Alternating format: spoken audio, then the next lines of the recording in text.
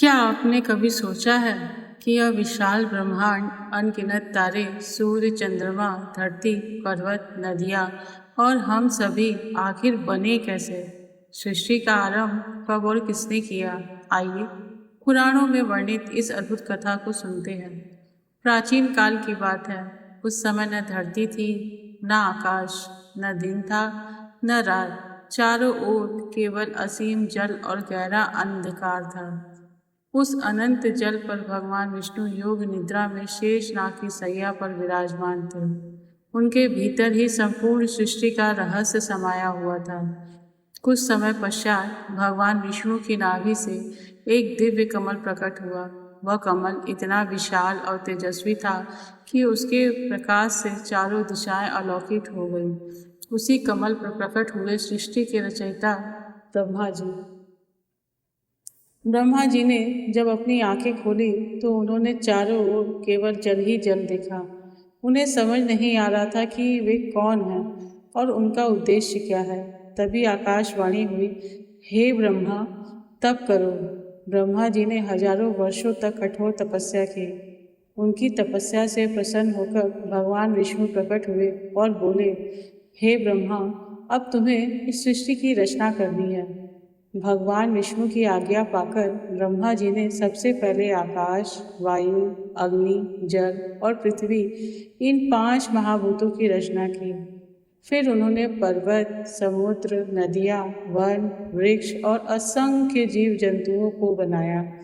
इसके बाद सूर्य, चंद्रमा और ग्रह नक्षत्रों की रचना हुई, जिससे समय का आरंभ हुआ और दिन रात का क्रम चल पड़ा।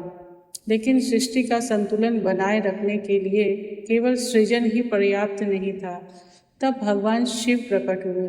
उन्हें संहार का दायित्व मिला ताकि जब समय पूरा हो जाए तो पुरानी सृष्टि समाप्त होकर नई सृष्टि का जन्म हो सके। इस प्रकार ब्रह्मा सृजन के देव बने, भगवान विष्णु पालन करता और भगवान शिव संहार करता।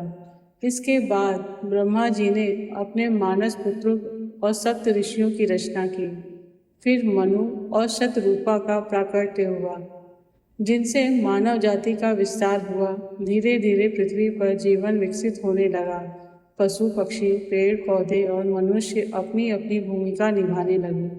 पुराणों के अनुसार यह सृष्टि एक बार बनकर हमेशा के लिए नहीं रहती।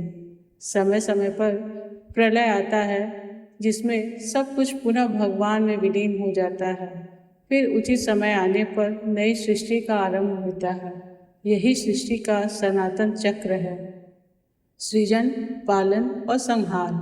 यह कथा हमें केवल सृष्टि की उत्पत्ति नहीं बताती, बल्कि एक गहरा संदेश भी देती है। इस संसार में कुछ भी स्थायी नहीं है, परिवर्तन ही प्रकृति का नियम है। जो जन्म लेता है उसका अंत भी निश्चित है और हर अंत के बाद एक नई शुरुआत होती है। इसलिए हमें अपने जीवन में सदैव अच्छे कर्म करने चाहिए, ईश्वर पर विश्वास रखना चाहिए और प्रकृति का सम्मान करना चाहिए। यही सनातन धर्म का सुंदर संदेश है। यदि आपको यह दिव्य कथा पसंद आई हो तो इसे अपने परिवार और मित्रों के साथ अवश्य साझा करें। हरि ओम तत्सत।